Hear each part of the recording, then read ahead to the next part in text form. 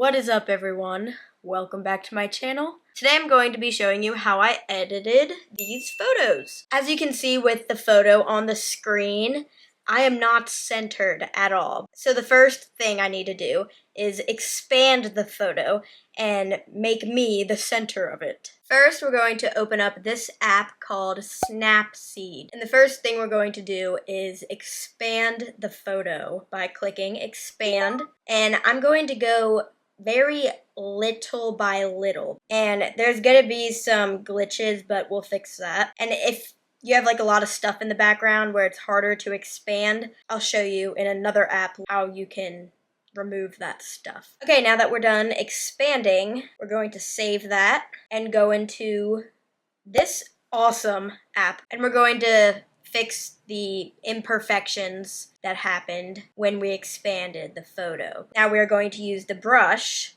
and we're going to highlight the part that we don't want and hit remove. Now we're going to go in with the cloning brush and we're going to select a part of the photo that we want to clone. I want to do the left side of the picture, so I'm picking that with the scope thing. And then I'm just going to start painting over where the glitch is. Okay, and that's what we have so far. Before, after, before, after. Now we're going to save that and then go back in to Snapseed. I'm going to pick the select tool and select the part I just fixed in retouch, and I'm going to go to structure and just soften it up. Now I'm going to import the photo into Lightroom and we're going to apply a preset. And there we have it. That's all I'm going to do for that photo. But now let me show you how I made my preset. I'm going to use a different photo for this because I have to edit another one anyway. Okay, so here is another photo I took at the beach. First, when I'm making my own preset,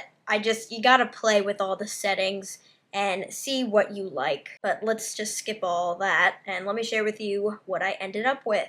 And keep in mind, the settings may vary depending on your photo, and not all presets will look good with all photos, so you might need to play around with some of the settings. Anyway, exposure plus 0.04, contrast 0, highlights plus 5, shadows plus 52, whites plus 22, blacks plus 53. So that's all in the first column of light.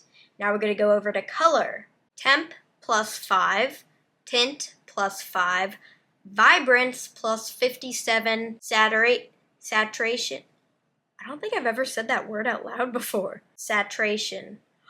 I seriously don't think I've ever had to pronounce that word. Saturation, I don't know, -5. And then we're going to go on mix right there. For red, sat is plus 36, orange, hue is -22, sat plus 14, luminance plus 8. For yellow, hue is -80, plus 33 in sat, luminance is plus 42. In green, okay, there's nothing in green because there is no green in this photo. So if you have green in your photo, just play around with these settings. Turquoise is -100, plus 42 in luminance. And in dark blue, hue is -31, sat is plus 42. And on the purple, nothing because there's no purple in this photo. If you have those colors in your photo, then just play around with them. Next, we're going to effects.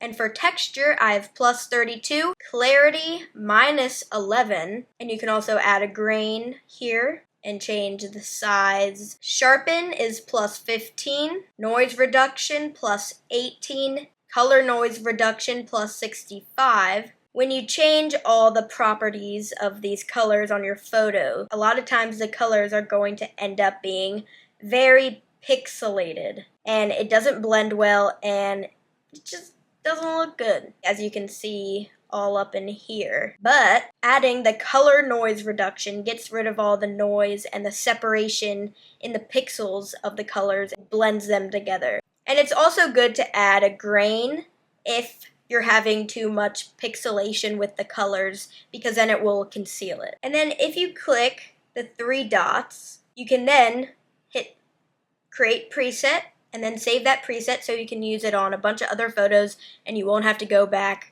changing all of the colors. I actually decided I want to change the perspective of this photo a little bit. Now going back into Snapseed, and I'm going to click perspective and just angle it down to just, change the perspective. And then there are two people in the back of the photo I'm just going to remove with the healing brush. I could use this feature on Snapseed because the people were really small and it's only a little bit I had to change.